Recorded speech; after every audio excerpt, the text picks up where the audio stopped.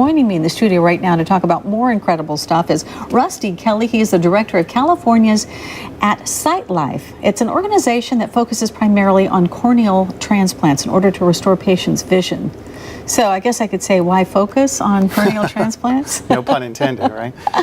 Sight Life believes that by focusing on cornea donation and transplantation, we're going to be able to supply a sufficient supply of corneas for transplant to accomplish our mission, which is to eliminate corneal blindness for the 10 million people worldwide that suffer from the disease. Now, see, I guess because I know nothing at all about this, you're going to have to teach me. Sure. So if somebody comes to you with what condition, then how do you determine what they get?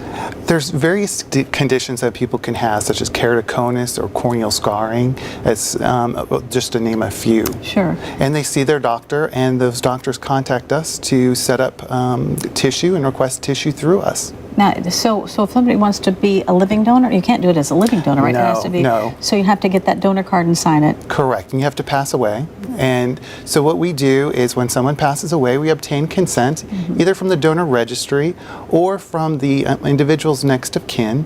And, you know, a lot of people don't realize that just about anybody can be a cornea donor. So people often say, you wouldn't want my eyes. Right. So we want people to encourage them to sign up at www.donatelifecalifornia.org to be a donor. So Don't rule yourself out. So you have a bank. Correct.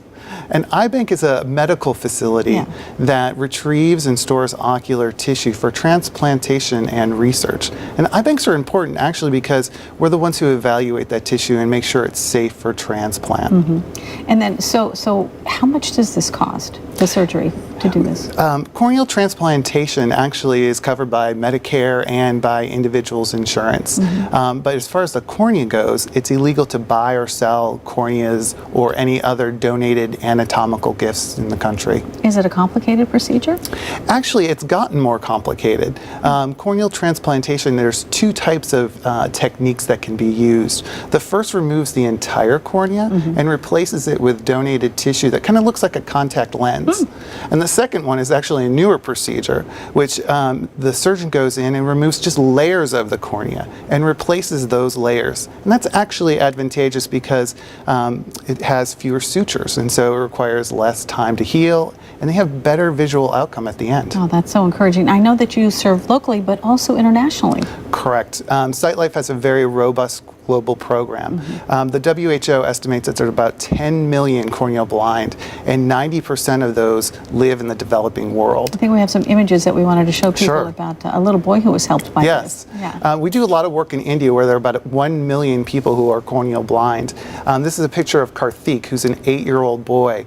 The pictures show his journey from surgery to superhero because Karthik told us after his transplant that when he was done with school, he was going to become a superhero. Oh, I love it. All right. And before we run out of time, where do you find the donors?